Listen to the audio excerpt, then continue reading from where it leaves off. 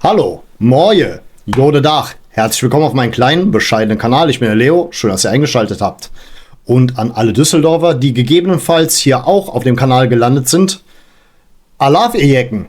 So, also es ist ein Duell, das schon seit dem Jahr 1288 ausgetragen wird, denn nicht nur auf sportlicher Ebene sind unsere beiden Städte, ja, ich würde mal sagen, verfeindet oder befinden sich in einer Rivalität auf kultureller Ebene wie auch auf sportlicher Ebene, aber alles wurde begründet in dieser Schlacht von Worringen, von der aber, das wissen viele nicht, die Stadt Köln besonders profitiert hat, zusammen mit Düsseldorf, denn beide Städte erhielten zu der Zeit das Stadtrecht. Denn, wie war das nochmal, der Erzbischof von Köln wollte dort die Macht erhalten und dann kam der Graf von Berg, irgendwie sowas in der Richtung, aber egal. Das ist jetzt ein bisschen so ein Stückchen Kultur nebenbei, damit diejenigen, die vielleicht von neutraler Seite hier eingeschaltet haben, gegebenenfalls im Bilde sind, woher das Ganze rührt. Also zwei Karnevalshochburgen treffen aufeinander. Naja, Karneval in Köln, sagen wir es mal so, hat schon das größere Prestige, das ist allgemein bekannt. Aber versteht mich nicht falsch, liebe Düsseldorfer, ne, an der Stelle. Es ist eine Rivalität, wo ich sage, das ist jetzt nicht so eine Feindschaft, wo ich sage, boah, Tod und Hass, ihr sollt nicht mehr existieren, ihr sollt aus der Realität ausgelöscht werden und dergleichen. Hey, es ist ein Duell, das ich mir gewünscht habe. Ich meine, ich bin auch überrascht, dass es zu diesem Duell kommt, weil war da nicht irgendwas? Wir tauschen die Ligen, ihr spielt Erstliga und wir dann halt jetzt hier in der zweiten Liga. Keine Ahnung, muss wohl ein Fehler in der Matrix sein, dass wir aufeinander treffen. Also, keine Ahnung, irgendwas muss da wohl schiefgelaufen sein. Helft mir auf die Sprünge, woran es lag. Ja, aber wie gesagt, ich habe ja schon gesagt, Fortuna hat so eine Daseinsberechtigung, ist eigentlich auch der legitime Rivale aufgrund der ganzen Historie, also ein legitimer Rivale des FCs, da beide Vereine in ihren jeweiligen Städten als die Ultimativen gelten und sie die Kultur der Stadt bewusst repräsentieren, würde ich mal so sagen. Und liebe Düsseldorfer, einfach nur mal so ein paar versöhnliche Worte, zumindest in dem Verein Fortuna Düsseldorf, gegen den ich am allerwenigsten was habe bei dieser Thematik. Na, also es ist ein Prestigeduell, aber es tut mir schon leid, dass die Pill mit euch an nationalen Titeln gleichgezogen haben und eigentlich euch auch übertrumpft haben, aufgrund dessen, weil die mal den UEFA Cup gewonnen haben. Tut mir sehr leid, ich wollte nicht, dass das eintritt. Ist leider eingetreten, aber es zeigt ja oder zeugt davon, in was für dunklen Zeiten wir leben. Aber halt mir mal fest, ich will einfach nur gegen diesen Verein entweder gewinnen oder ein ordentliches Ergebnis sehen, weil Prestige ist ein Derby. Es ist definitiv ein Derby. Es ist vielleicht sogar mehr Derby als gegen Mönchengladbach. Und so oder so, das andere da, das ist kein Derby. Nee. Da ist keine Daseinsberechtigung vorhanden. Ganz klar, ganz klar. Ich glaube, in der Thematik Düsseldorf störe ich mich ein bisschen mehr an der Stadt. Ich muss dort ab und zu mal hin, alle paar Jahre, weil ich bin ja auch serbischer Staatsbürger und hin und wieder verschlägt es mich dann ins Konsulat. Oder vielleicht Bekannte oder Verwandte von mir müssen dann im Konsulat was erledigen und das ist immer eine Tortur. Das Konsulat hat nämlich kein, nennen wir es jetzt mal Kundenklo, nur für Mitarbeiter. Das heißt, ja, du gefährdest deine Nieren, wenn du da bist. Und naja, es kam auch hin und wieder mal vor, dass ich mir dann, weil die Innenstadt davon nicht weit entfernt ist, da ein bisschen herumspaziert bin. Hab mich nicht umgehauen.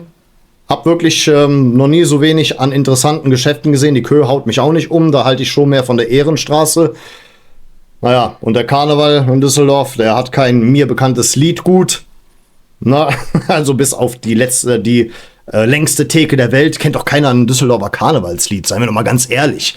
Ansonsten läuft da wahrscheinlich nur so ein Zeug wie Finger im Po Mexiko oder Geh doch zu Hause, du alte Scheiße oder sowas. Altstadt habe ich auch noch nie gefunden. Das Fußgänger-Navi hat mich immer in die Irre geführt. Gilt auch für das Fahrzeugnavi. Fahr mal links, fahr mal rechts, fahr mal um die Kurve, fahr mal halb links, halb dies, das und so weiter. Eine so verwinkelte und keine Ahnung. infrastrukturell merkwürdige Stadt habe ich in meinem Leben noch nie erlebt. Aber es gibt auch schöne Seiten. Wir haben dort eine schöne orthodoxe Kirche. Wir haben dort einen serbischen, nennen wir es jetzt mal Tante-Emma-Laden, wo du auch ein integriertes Restaurant hast. Naša Radnja und so heißt das. Und der Ambis-Club ist eine serbische Disco, in der man mich bis zum 2012 herum hin und wieder mal antreffen konnte. Ja, da kann ich zumindest sagen, meine Kultur ist in Düsseldorf gut vertreten. Deswegen hat die Stadt auch ein bisschen einen Stein im Brett, würde ich mal so sagen. Ne? Deswegen. Ach ja, und Löwensenf schmeckt geil. Alt schmeckt scheiße. Habe ich schon mal probiert, ja. Ich war mal hier im Umkreis, wo beides ausgeschenkt wird.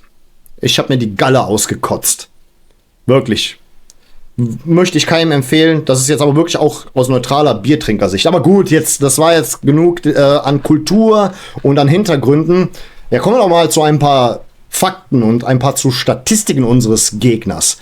Die Player to watch, das sind zum Beispiel Matthias Zimmermann, der Abwehrchef von Fortuna Düsseldorf, nach Kickernoten auch der absolute Topspieler bei der Fortuna. Dann wäre da noch Danny Schmidt, oder war es Danny Schmidt, aktuell mit 2 Toren bester Torschütze.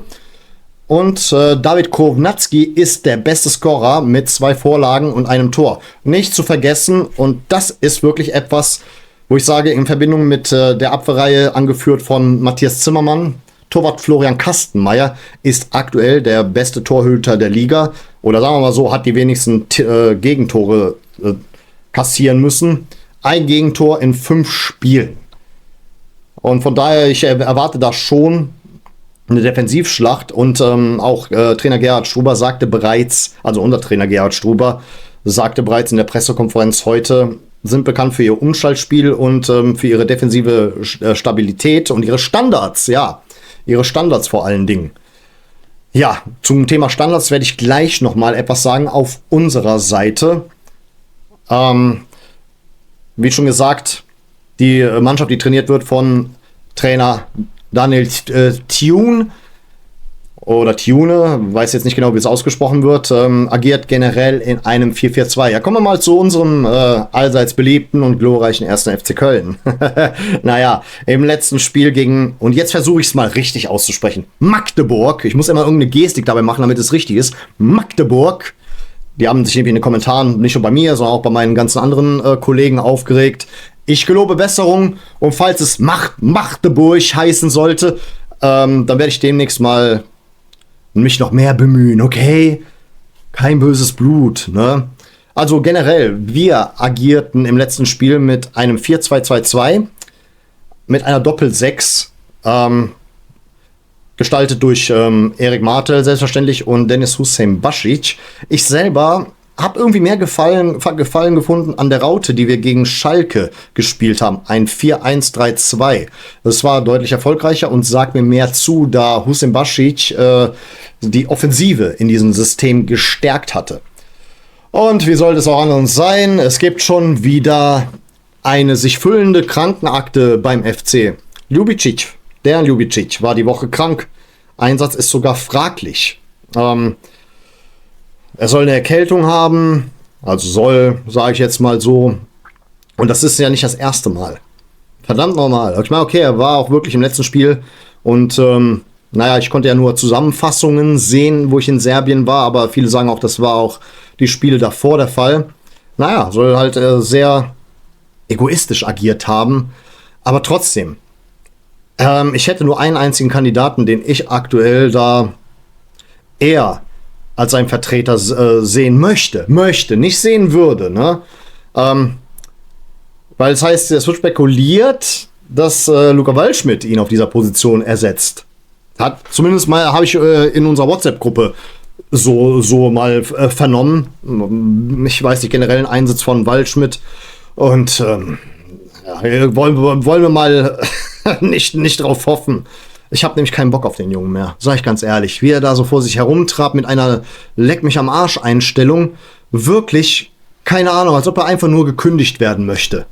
Als ob er einfach nur geil ist auf die Kündigung. Verstehe ich nicht. Also der Junge tut nichts dafür, dass er, wenn er eine Chance bekommt, er tut nichts dafür. Es ist nicht so nach dem Motto, ja, Trainer, danke, dass du es gemacht hast, jetzt zeige ich es dir. Also ich bin nicht überzeugt davon und ich setze mich mal an der Stelle dafür ein, es mit Marvin Obus zu versuchen.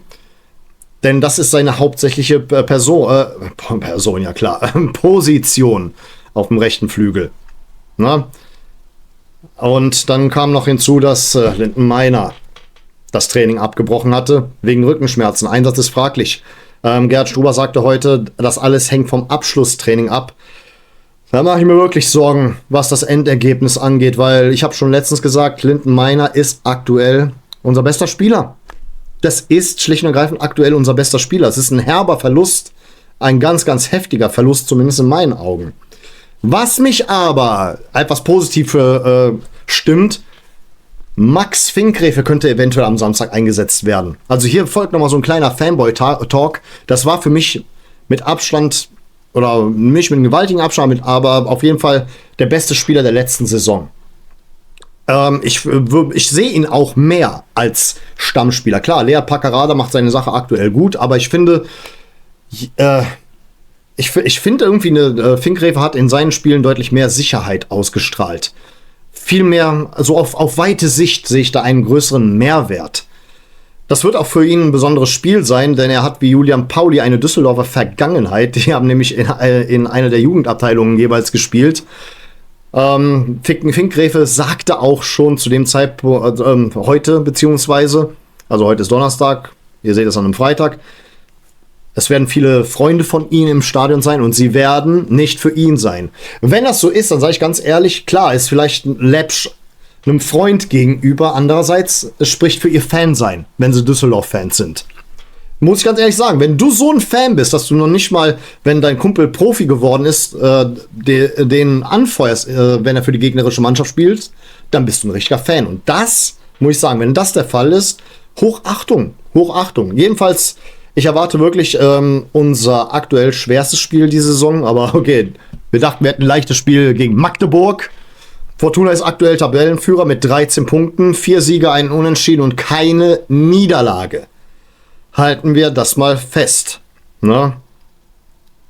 Also, wir wären vielleicht deutlich näher dran, hätten wir am Samstag gewonnen, aber stattdessen haben wir sogar verloren. Was soll das jetzt geben da am Samstag mit den ganzen Ausfällen? Ich weiß nur eins, Finkgräfe, wenn der eingesetzt wird und auch noch rechtzeitig reinkommt oder vielleicht sogar von Anfang an spielt, aber ich glaube, er wird eingewechselt, dann mache ich mir Hoffnung und ich setze mich hier dafür ein, dass der Junge verdammt nochmal Freistöße schießt. Das durften wir einmal irgendwie erleben gegen Hoffenheim, als er dann sein erstes Tor geschossen hat. Und das war ein Knaller wie zu den besten Zeiten von Sinisa Mihajlovic. Und das ist einer meiner Lieblingsspieler aller Zeiten. Ich war ein absoluter Fanboy von Sinisa Mihajlovic, obwohl er aus der Schule, oder nicht aus der Schule, aber aus einer der berühmtesten Mannschaften von Roter Stern Belgrad stammt. Und das ist in Serbien nicht gerade mein Lieblingsverein. Ich halte da von Familienseite aus eher zu Partizan Belgrad. Aber das ist jetzt ein bisschen zu viel Personal Talk an der Stelle. Aber wenn ich jemanden gefeiert habe aus diesem Bereich, dann war das Sinisa Mihajlovic. Eins meiner absoluten Idole. Und dieser Freistoß, der hat einfach so bei mir so Erinnerungen geweckt. Und es ist auch dieselbe Position. Auf jeden Fall auf dem Flügel. Und vor allen Dingen Finkgräfe kann ja auch offensiv eingesetzt werden. Ich weiß, dass der Junge das kann. Und ja, ich hoffe, dass dieses Comeback wieder einläuten wird, dass wir Max Finkgräfe in der Stammformation sehen. Ja, noch einmal kurz ein paar Stats generell zwischen unseren beiden Vereinen. Also der FC und die Fortuna trafen bisher 54 Mal aufeinander. 26 Siege für den FC, 15 Unentschieden und 13 Siege für die Fortuna. Da ist erste und zweite Liga mit einbezogen. Also es spricht alles für uns. Allerdings das letzte Aufeinandertreffen 2020 ging unentschieden aus, 2-2. Und davor verloren wir im Hinspiel 2-0. Ich hoffe doch nicht, dass es einen Trend eingeleitet hat gegen uns.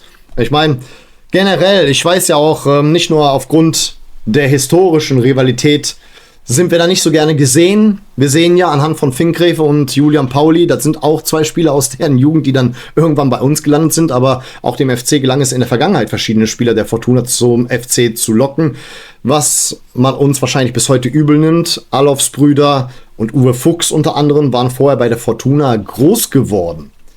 Ja, Freunde. Und deswegen, das Ding ist einfach, ich tue mich gerade schwer, ein Ergebnis zu tippen. Ich tue mich sehr schwer, ein Ergebnis zu tippen. Deswegen wird etwas Neues eingeführt auf diesem Kanal. Und das nennt sich Geiß oder Bock.